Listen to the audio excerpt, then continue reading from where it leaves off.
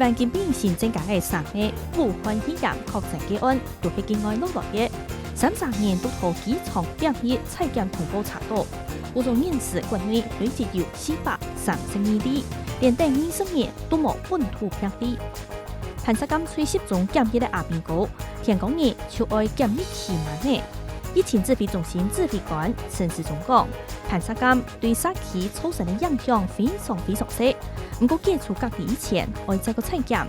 因為呢，佢同官兵非實地。